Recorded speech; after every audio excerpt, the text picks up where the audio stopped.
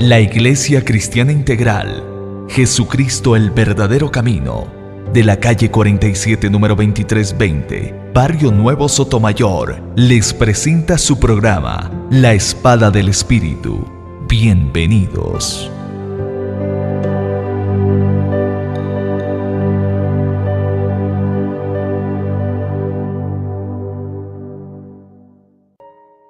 Bien, hermanos, vamos a continuar acerca de esta parte, de una de las partes que también conforma el cuerpo. Doctor, ¿de qué vamos a hablar hoy?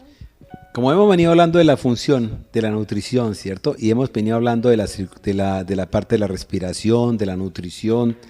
Entonces, hoy queremos hablar de algo importante y creo que va a ser un tema, pero un tema que va a ser candente, pastora. Qué bueno. Es un tema candente. Vamos a hablar de la circulación. Ya sabemos que la circulación en el cuerpo humano es la que distribuye por todas las células del organismo el oxígeno y las sustancias asimilables. O sea, la sangre es la que lleva una serie de componentes, fuera del oxígeno, lleva una serie de componentes que son los que a nosotros nos llevan vida, como decir, llevan la glucosa, llevan el potasio, llevan el óxido, llevan el hierro, magnesio, llevan todos los elementos, amén de que llevan también, son los que también transportan los elementos de defensa, son los que transportan también la parte inmunopatológica o inmunobiológica o inmunofisiológica del organismo, del ser humano, o sea, del cuerpo, ¿sí? Y además, al mismo tiempo, la sangre, fuera de que lleva todos esos elementos, ¿sí? También recoge. Es como decir el recolector de todos los desechos que han sucedido después de que la célula ha hecho una serie de trabajos, entonces ha botado una serie de desechos y esos desechos son recogidos por la sangre y la sangre los va a distribuir y los va a llevar o al riñón o al hígado o de pronto los va a eliminar a nivel de las excretas, a nivel de la parte de las vías digestivas. Esa sangre, cuando llega nuevamente, esa sangre va a ser un mecanismo va a recoger los desechos que hablamos, ¿cierto? Y fuera de eso va a recoger lo que es el óxido carbónico, el dióxido de carbono, ¿sí? Que nosotros hablábamos cuando estábamos hablando de la parte de la respiración. Ese dióxido de carbono entonces lo recoge la sangre y lo lleva a los pulmones y lo saca por intermedio de los pulmones. Pero además de eso, si nosotros nos fijamos, la sangre es el elemento que cuando nosotros, o sea, como médicos empezamos a estudiar embriología, en la medida que se van formando las células, en la medida que se van formando las diferentes capas, en esa medida se van formando los vasos arteriales y los vasos venosos y los vasos linfáticos.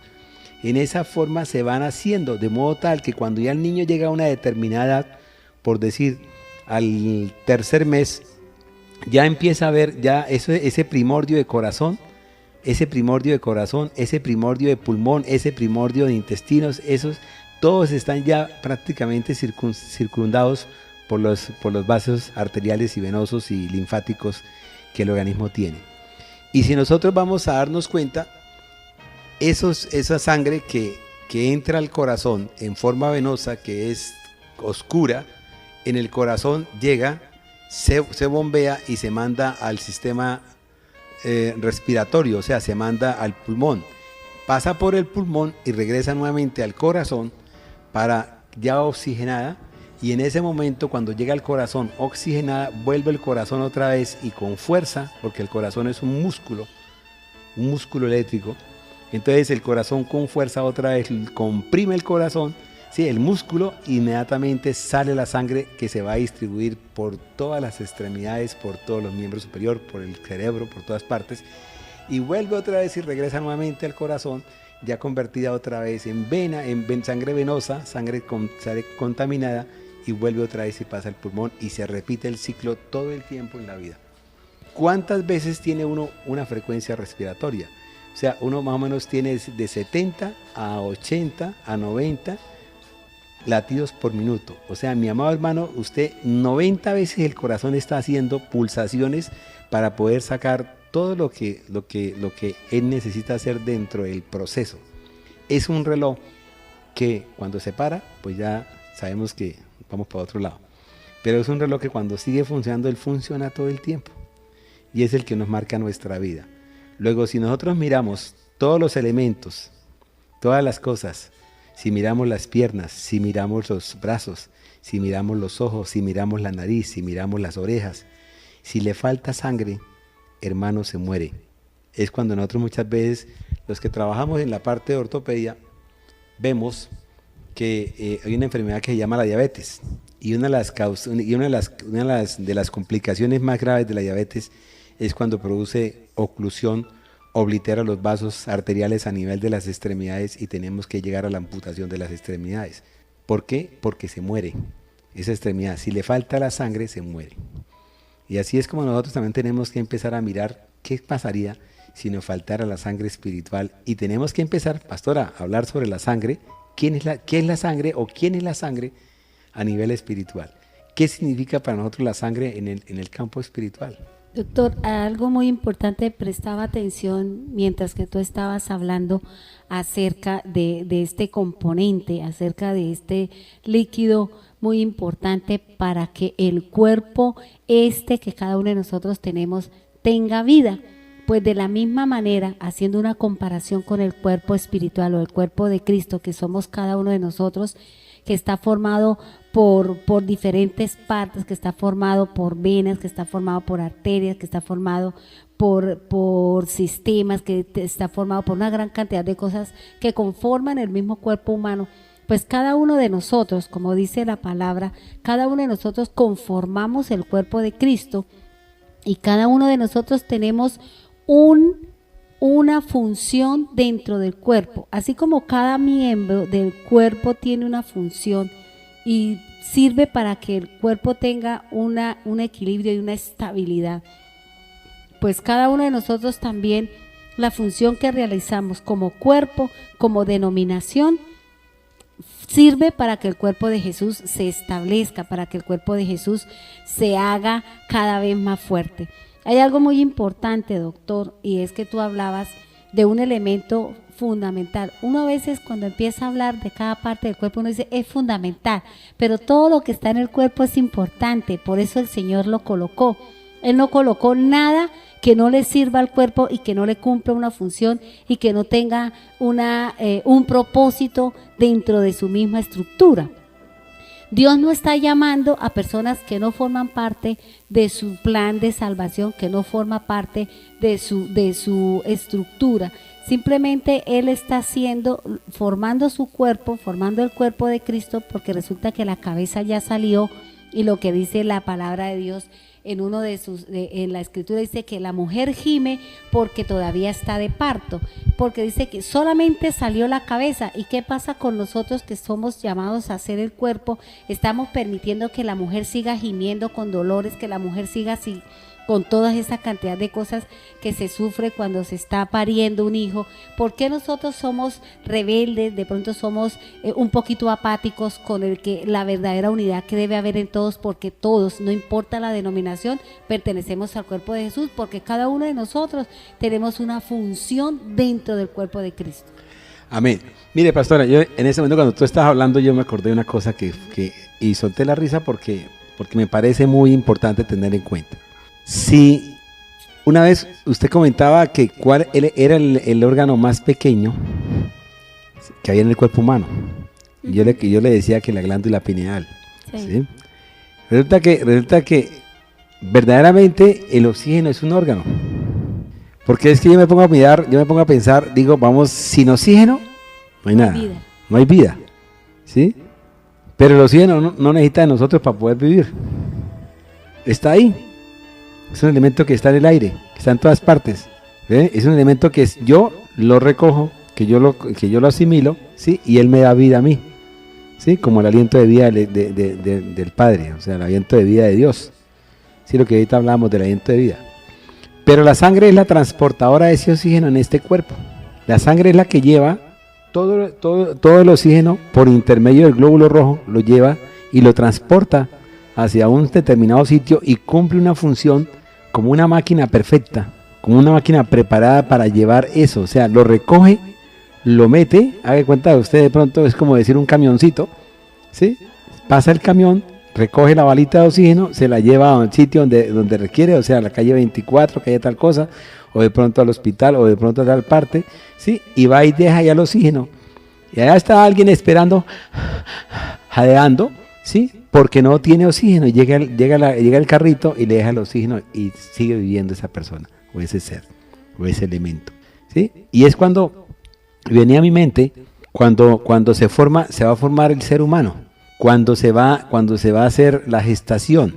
Para que la gestación se haga, hay necesidad de que en la matriz, en el endometrio, o sea, en la parte interna de la matriz, haya una serie de formación de capa, y esa capa está llena de bastante cantidad de sangre. Si no, ¿cómo se justifica las hemorragias después en la menstruación? Todas las hemorragias pura sangre, ¿cierto? Y poquito elemento forme. O sea, son prácticamente como decir lagunas de sangre, ¿sí? Donde se deposita el óvulo ya fecundado, ¿sí? Y en ese momento empieza a recibir toda esa cantidad de elementos, esa cantidad de oxígeno que va a hacer que ese huevito empiece a crecer en forma rápida y nos vaya a traer una nueva vida a este mundo. Y yo creo que así también es en la parte espiritual.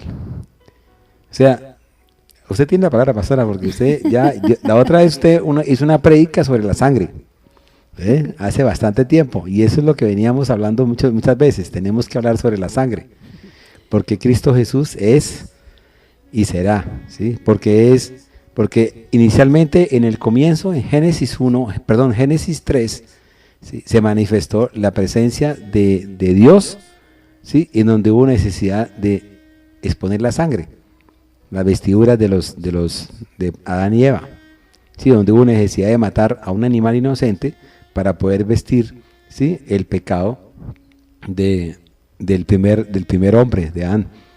¿Sí? Y después más adelante venimos viéndolo durante todo el proceso del Antiguo Testamento, donde la sangre se hace manifiesta, ¿sí? Donde hay necesidad de que se coloque la sangre en los dinteles de las casas para que los primogénitos no mueran, en donde hay necesidad de que nosotros tomemos de esa sangre, porque Jesús dice, tendrán que beber de esta sangre. Cuando Él dijo que tenían que comer de su carne y beber de su sangre, muchos discípulos dijeron, palabra dura es esta, y se apartaron de Él. Y después viene todo el proceso de la sangre, que yo creo que es un tema muy importante, muy bonito. Doctor, mire, hay algo muy importante que la palabra de Dios nos enseña acerca de este componente y de este generador de vida. Así como el aire también forma parte y también genera vida, la sangre también tiene este componente o también produce en nosotros vida. Hay algo que la Escritura nos enseña, y es que así como nuestro cuerpo necesita de la sangre, porque es la que produce la vida, porque eso lo dice la Escritura, el cuerpo de Cristo, para que se pudiera formar y tuviera la misma funcionalidad y el mismo comportamiento que tenemos nosotros en el cuerpo, pues en el cuerpo de Cristo también tenía que Él derramar su sangre para que el cuerpo de Cristo tuviera el comportamiento que Él está buscando. Hay algo muy importante, doctor, y tú hablabas acerca de algo.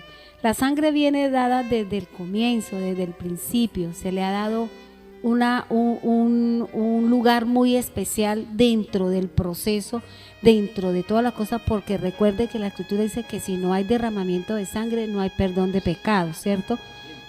Así como tú decías ahorita que el primer sacrificio se le hizo a un animal para cubrir la desnudez del pecado, para cubrir el pecado.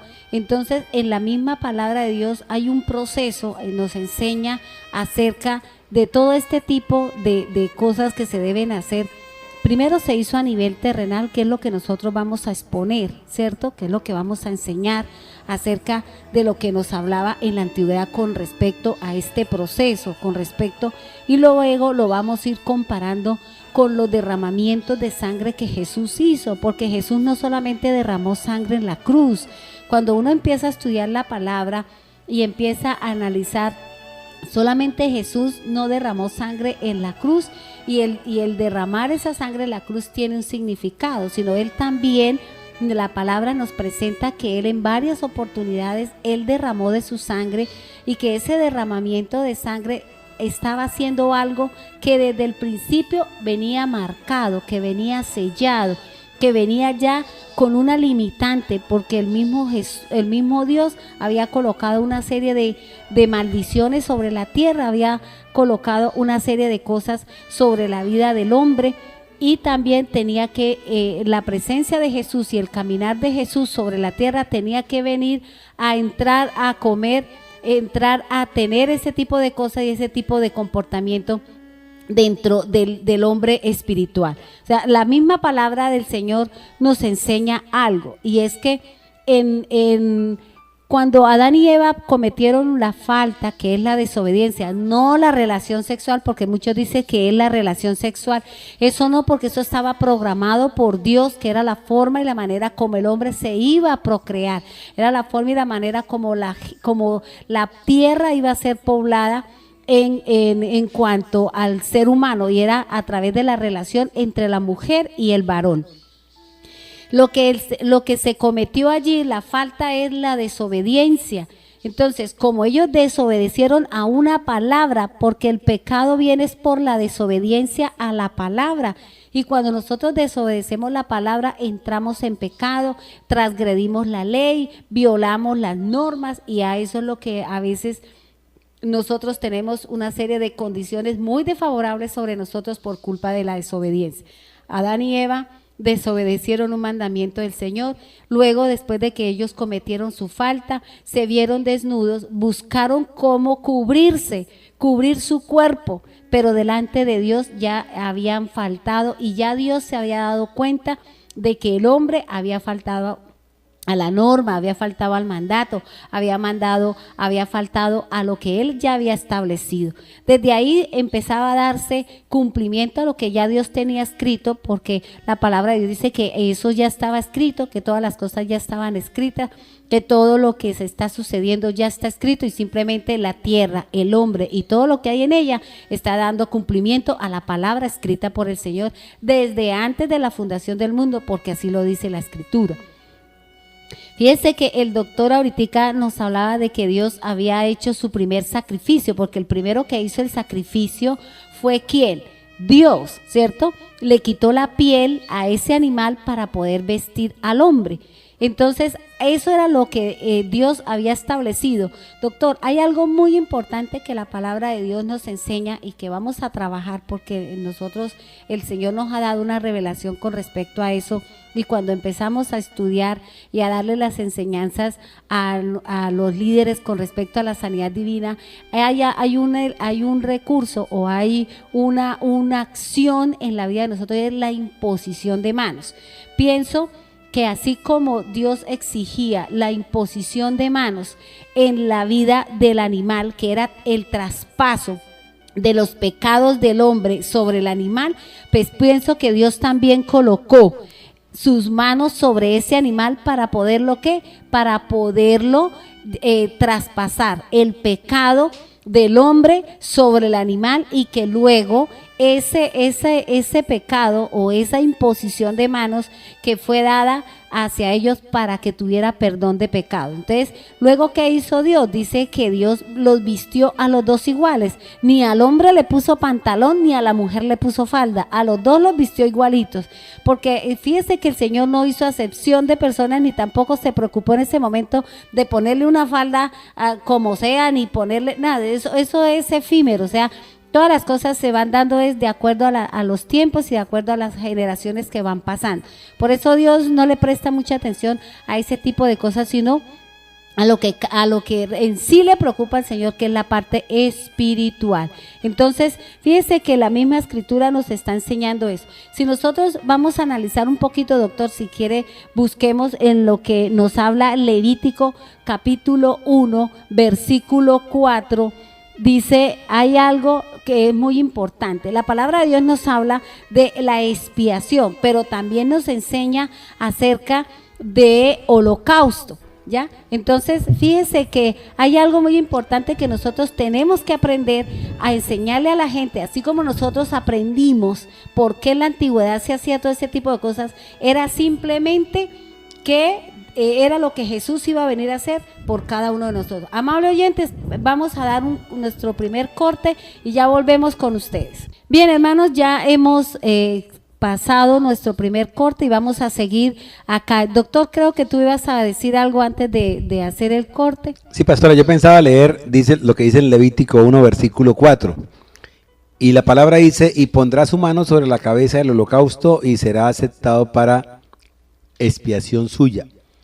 Cuando estábamos hablando, cuando yo le estaba comentando lo del animalito, inocente, puro, noble, que Dios tomó para poder vestir a los pecadores, en ese momento también a mi mente venía la muerte de la muerte de Abel por Caín, en donde empezamos a ver que ya la tierra gime y que la tierra clama, la tierra pide que esa sangre tenga venganza, sea otra vez nuevamente depositada. Pero lo más bonito de todo es ver que en el Antiguo Testamento se gesta la forma como Cristo Jesús vendría y sería ese holocausto fino, exquisito y puro, noble, porque Cristo Jesús es el Cordero inmolado, aquel Cordero justo y pobre y humilde que fue en el comienzo el animalito que tomó Dios para poder vestir a Adán y Eva. ¿Cómo lo ve? Muy bien, doctor. Sí. Pues pastora, entonces le cuento y seguimos así viéndolo. ¿Por qué razón? Porque es que lo que fue figura en esa época, lo que fue figura en Génesis 3, ya después se convirtió en sombra para ser figura nuevamente en lo que vendría después cuando estuviéramos viendo los evangelios en la muerte y crucifixión de Cristo Jesús. Y lo que es después, nuevamente el resurgir del Espíritu de Dios, ¿sí? Que es la resurrección de Cristo Jesús, ¿sí? Que es la que nos lleva a nosotros a que nosotros entonces entremos en un proceso de espíritu vivificados por el mismo Espíritu. En ese momento es sombra de lo que vendrá después como figura cuando venga Cristo Jesús ya a tomar posesión de todo lo que es y lo que hay sobre la tierra. Amén. Doctor, sí, hay algo muy importante aquí en Levítico 1:4, que es donde está, digamos, todo lo que tiene que ver con el holocausto de Cristo, con la expiación, con la resurrección, con todo el caminar de Jesús está dado allí. Allí hay dos palabras que son muy importantes tenerlas en cuenta, y dice, y pondrá su mano sobre la cabeza del holocausto. En ese momento era el animal que iba a ser muerto, que iba a pasar por un proceso donde después entraría el segundo proceso que habla aquí la Escritura, que es la expiación. Cuando nosotros hablamos de la expiación, tenemos que tener en cuenta cuatro palabras que se derivan de la palabra expiación, porque es importante conocer, porque cuando usted lee la Escritura, usted va a encontrar estos 4 tipos de palabras y uno tiene que saber a qué se está refiriendo con respecto a este tipo de cosas. La primera dice, ¿qué es la expiación? Que es lo que nos habla aquí en Levítico.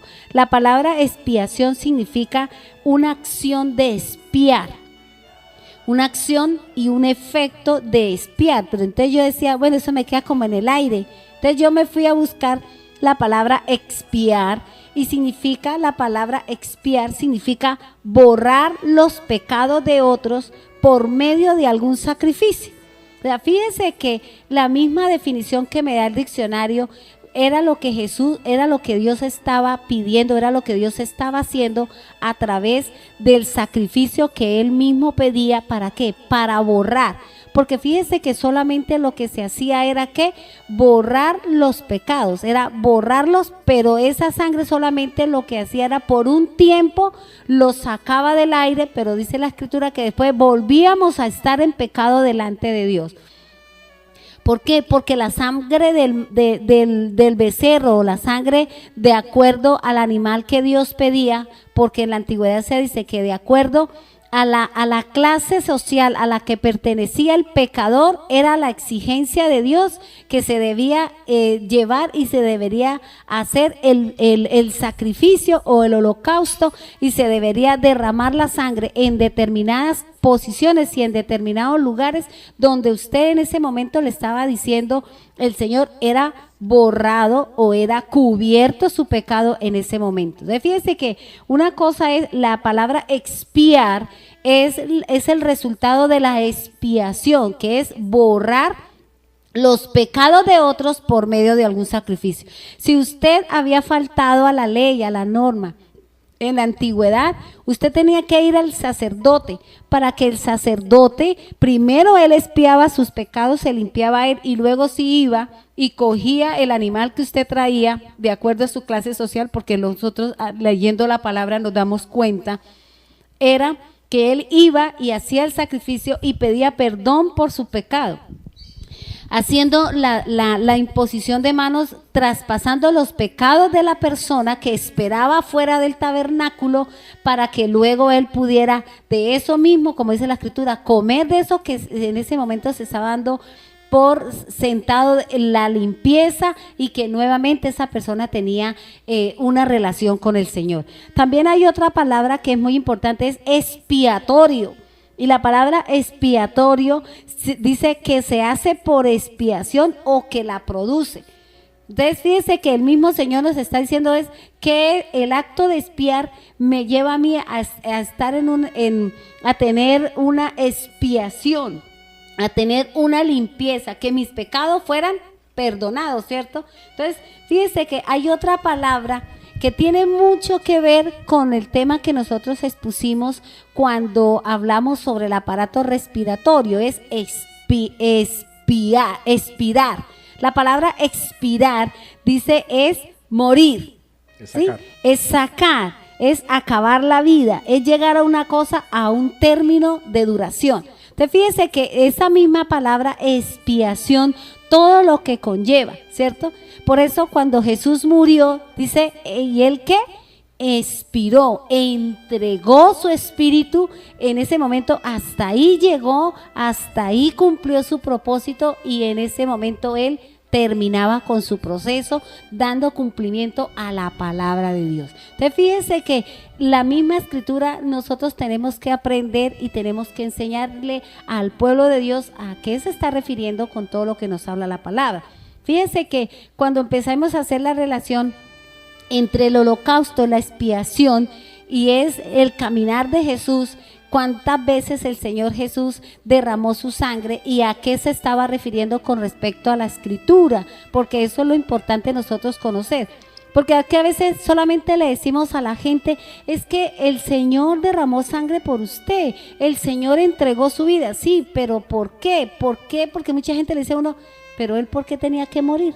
¿Acaso no era necesario simplemente que Dios perdonara y borrara y borrón y cuenta nueva? No, porque ya había un proceso, ya había unas leyes, unas normas establecidas, y que tenía que darse cumplimiento a lo que había establecido el Señor. Pastora, y además de eso, no solamente porque tenía que darse un cumplimiento a unas normas establecidas y a unos procesos y a una palabra profética, sino que también en ese momento Dios es un Dios de orden, Dios es un Dios de justicia, Dios es un Dios que si Él establece unos parámetros, Él no los va a cambiar. Pero ¿qué hizo? Él tenía un amor infinito, o sea, Él nos amó tanto que nos entregó a su Hijo unigénito para que nosotros fuésemos perdonados del pecado.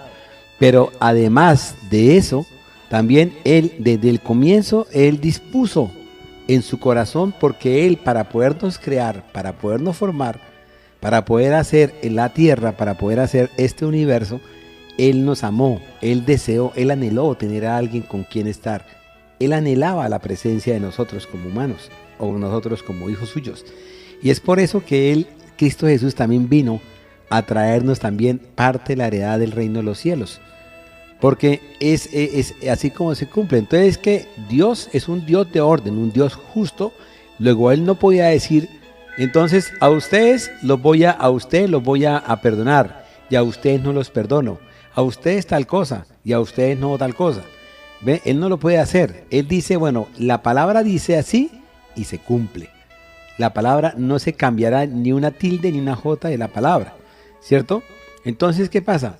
Cuando Dios también trajo también lo que se llama la gracia de Él, el amor de Él dijo, como son todos mis hijos, ellos también tienen derecho de ser perdonados. Entonces, ¿qué hizo? Lo que hizo fue traernos a Cristo Jesús, que es la misericordia, ¿sí? Que es el verbo que se hizo carne, ¿sí? Que es el Hijo unigénito de Dios, ¿sí? Entonces lo trajo a la tierra para que por intermedio de Él se hiciese lo que estamos hablando ahorita, se hiciese la expiación ya en persona, si tenemos en cuenta la muerte de Abel, ¿ve? Entonces es cuando verdaderamente Dios hace el fenómeno expiatorio o hace el proceso expiatorio, y ese proceso expiatorio se cumple en todos nosotros. Y por eso es que la importancia que tiene la sangre en el discurrir del cristiano. Y sigamos más adelante porque este tema es muy bonito. Doctor, hay algo muy importante que la palabra de Dios nos enseña desde el mismo inicio y desde el mismo comienzo de todas las cosas, acerca de este elemento y este recurso que forma parte del cuerpo y que también es importante dentro de todas las cosas que nosotros vamos a tratar, se relaciona íntimamente con todas las cosas. Fíjese que aquí la palabra de Dios nos enseña en algo que dice así en el versículo 33 de Éxodo 29. Dice, y comerán aquellas cosas con las cuales se hizo expiación, para llenar sus manos para consagrarlos. Mas el extraño no las comerá porque son santas. ¿A qué se está refiriendo allí? Fíjese que allí nos están diciendo que la palabra nos enseña la forma y la manera como debemos expiar el pecado.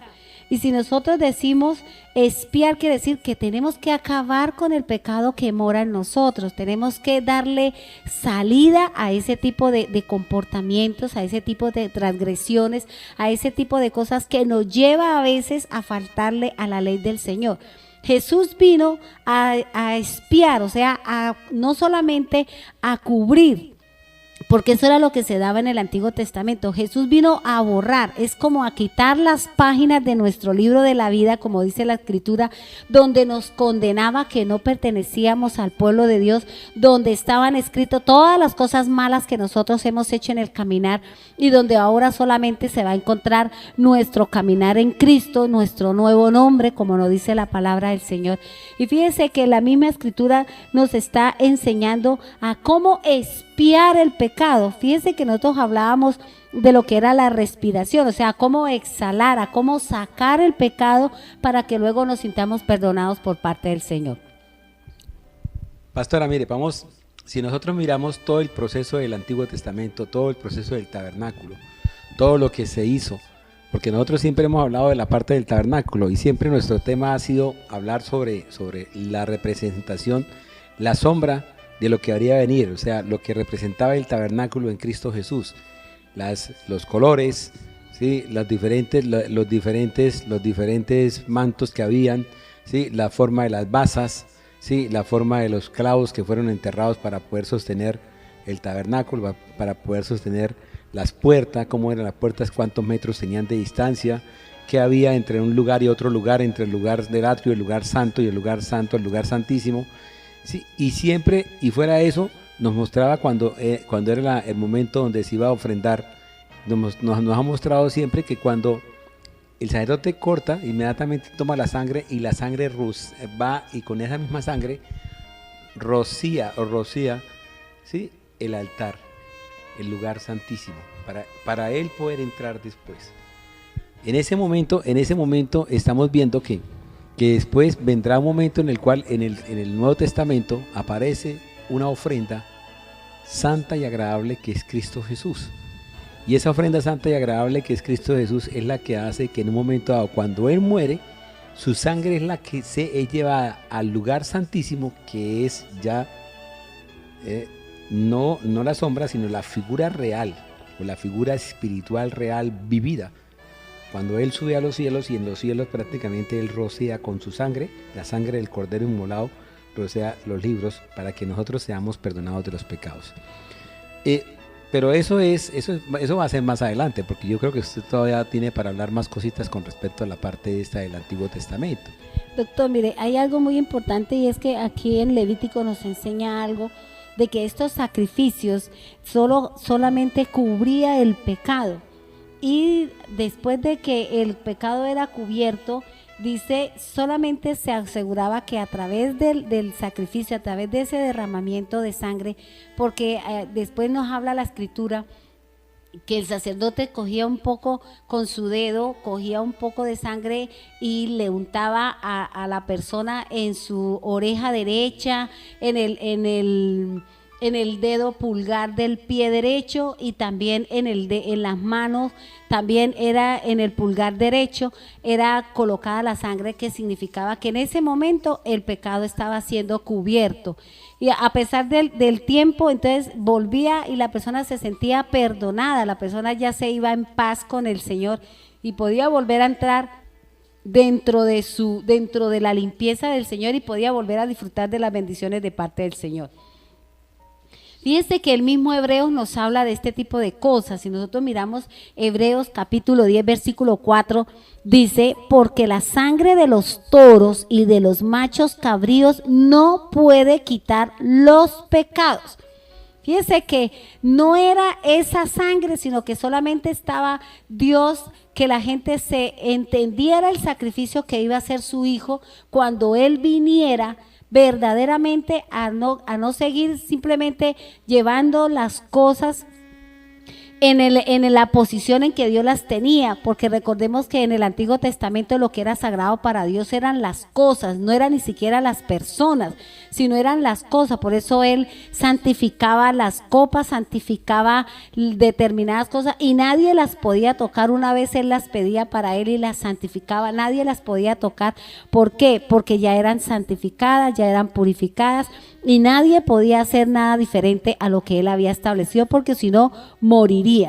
Fíjense que una vez que ya viene el Señor Jesús, que ya no es la sombra de lo que se habla en el Antiguo Testamento, como lo dice Pablo en una de sus cartas a Corintios, que era simplemente sombra de lo que había de venir, algo que iba a suceder en un futuro, y que sin embargo la gente estaba siendo preparada, la gente estaba siendo instruida, la gente se le estaba diciendo que eso era lo que iba a venir a ser el Mesías.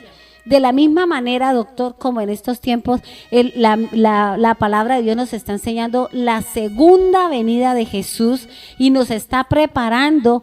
¿Para qué? Para que estemos nosotros dispuestos y estemos preparados, valga la redundancia, para poder nosotros recibir la presencia y poder recibir nosotros la venida del Señor. Entonces, fíjese que así como Dios mandó a un mensajero delante de su faz para que preparara y enderezara el camino del pueblo que iba a ser rescatado, de la misma manera Dios está levantando hombres y mujeres con una palabra nueva, con una revelación de la Escritura, colocando las cosas en su lugar para que la presencia de Jesús, para que la venida del Señor se dé, porque si no, mientras que las cosas no estén en el lineamiento de Dios, mientras las cosas no se estén dando cumplimiento, Jesús no vendrá, ¿cierto? Porque así lo dice la Escritura. ¿Qué estamos haciendo nosotros? ¿Qué es lo que estamos haciendo los gentiles? ¿Qué es lo que estamos haciendo un remanente de Dios que le ha dado y le ha revelado su palabra? ¿Para qué? Para que prepare el pueblo,